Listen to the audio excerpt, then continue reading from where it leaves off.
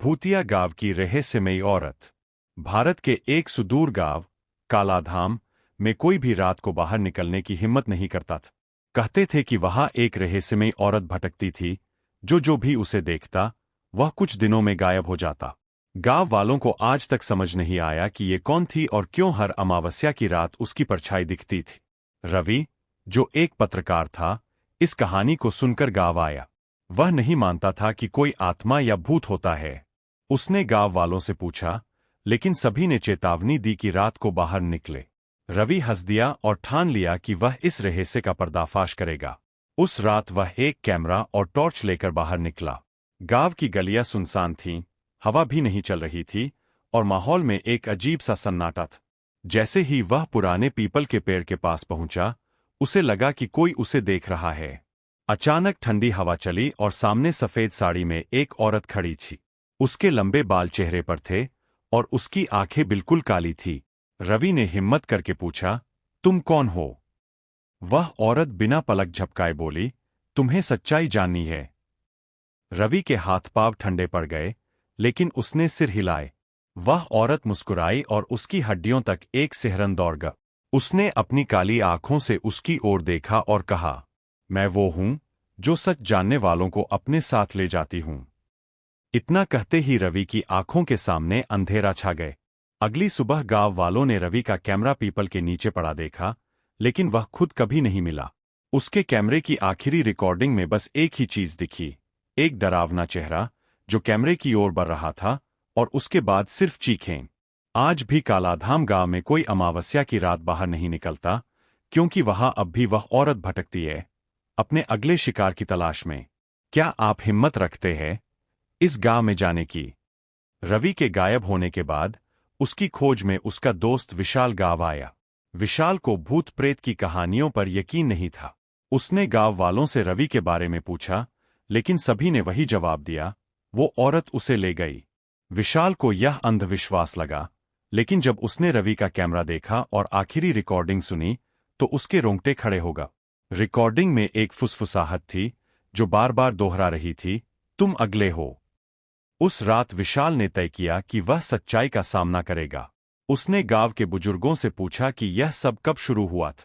बुजुर्गों ने बताया कि वर्षों पहले एक औरत, जिसका नाम रंजना था, इसी गांव में रहती थी।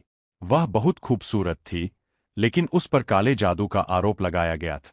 गांव वालों ने उसे जिंदा जला दिया, लेकिन मरने से पहले उसने श्राप दिया, जिसने भी मेरी सच्चाई को जानने की कोशिश की, वह इस गांव से कभी वापस नहीं जाएगा। विशाल ने सोचा कि यह बस एक कहानी होगी, लेकिन जब रात हुई तो अजीब घटनाएं होने लगी। उसकी टॉर्च अपने आप बुझ गई, कमरे में रखी चीजें गिरने लगीं और खिड़की पर किसी के नाखून रगड़ने की आवाज आने लगी। अचानक दरवाजे के बाहर किसी ने धीमे से कहा, विशाल। विशाल की सांसें तेज हो गई। उसने दरवाजा खोला, लेकिन कोई नहीं था। फिर उसने देखा, गली के कोने में एक सफेद साड़ी वाली औरत खड़ी थी। उसने विशाल की ओर देखा और मुस्कुराई, लेकिन उसकी मुस्कान इंसानों जैसी नहीं थी। उसके काले गड्ढे जैसी आंखों में एक अजीब चमक थी। विशाल ने हिम्मत करके पूछा, क्या तुम रंजना हो? उस औरत ने सिर हिलाया और कहा, अब तुम सच्चाई जानते हो, अब तुम भी नहीं बचोगे।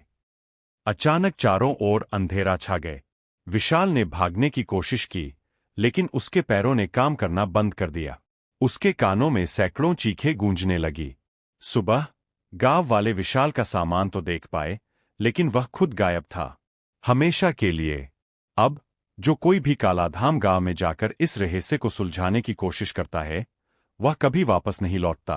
क्या आप इस गांव में जाने की हिम्मत करेंगे, या यह कहानी सिर्फ एक डरावनी दास्तान बनकर रह जाएगी? विशाल के गायब होने के बाद इस रहस्य की गूंज शहर तक पहुंच गई। पुलिस ने कई बार खोजबीन की, लेकिन ना तो रवि का, ना ही विशाल का कोई सुराग मिला। जो भी पुलिस वाले गांव में जांच करने गए, वे वहां ज्यादा देर रुकने की हिम्मत नहीं कर पाए। कुछ ने अजीब आवाजें सुनी, तो कुछ ने सफेद साड़ी वाली रहस्यमयी परछाई देखी। अब इस घटना की खबर अपूर्व तक पहुंची, जो एक प्रसिद्ध पैरानॉर्मल इन्वेस्टिगेटर था। उसने ठान लिया कि वह इस रहस्य का अंत करके रहेगा। अपूर्व अकेला नहीं आया, उसके साथ उसका कैमरा क्रू और उपकरण भी थे।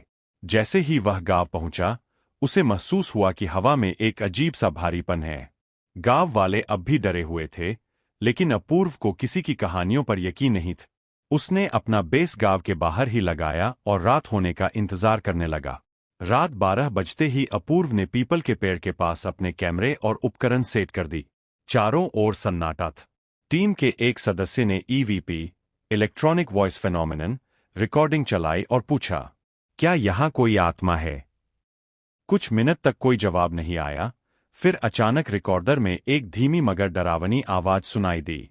तुम यहां नहीं होने चाहिए। अपूर्व ने आवाज सुनी, लेकिन अब भी वह इसे कोई तकनीकी गड़बड़ी मान रहा था। तभी कैमरे में कुछ अजीब कैद हुआ। पीपल के पेड़ के नीचे एक छाया हिल रही थी। वह एक महिला की आकृति थी, जो धीरे धीरे उनकी ओर बढ़ रही थी। अपूर्व ने टॉर्च जलाई, लेकिन जैसे ही रोशनी उस आकृति पर पड़ी, उसकी आंखें चमक उठीं, काली, गहरी, जैसे अंतहीन अंधकार। अचानक पूरी टीम की लाइटें बंद हो गई। घुप अंधेरे में किसी के सांस लेने की आवाज आने लगी। कौन हो तुम? अपूर्व ने हिम्मत जुटाकर पूछा। उस आवाज ने जवाब दिया, लेकिन अब वह पास आ चुकी थी, इतनी पास कि अपूर्व उसकी ठंडी सांसें महसूस कर सकता था। मैं वही हूं, जो तुम्हारी तलाश खत्म करेगी। अचानक जमीन हिलने लगी, हवा एक डरावनी सरसराहट से गूंज उठी और पूरी टीम चीखते हुए भागने लगी। लेकिन जैसे ही अपूर्व ने कैमरा उठाकर देखा, वहां कोई नहीं था। सुबह गांव के बाहर अपूर्व अकेला मिला। उसकी टीम का कोई पता नहीं था। उसका कैमरा अब भी चल रहा था और उसमें आखिरी फुटेज थी। एक डरावनी मुस्कान, सफेद साड़ी में एक परछाई और बस एक अंतिम आवाज। अब ये कहानी कभी खत्म नहीं होगी। आज भी जो कोई कालाधाम गांव में इस रहस्य को सुलझाने जाता है, वह या तो लौटता ही नहीं, या फिर लौटता है, लेकिन खुद के नहीं रहता। क्या आप हिम्मत करेंगे इस गांव की सच्चाई जानने की? क्या ये स्टोरी अच्छी लग रही है? इसका अगला पार्ट देखने के लिए लाइक करें। अगला पार्ट शाम को 8 बजे आएगा।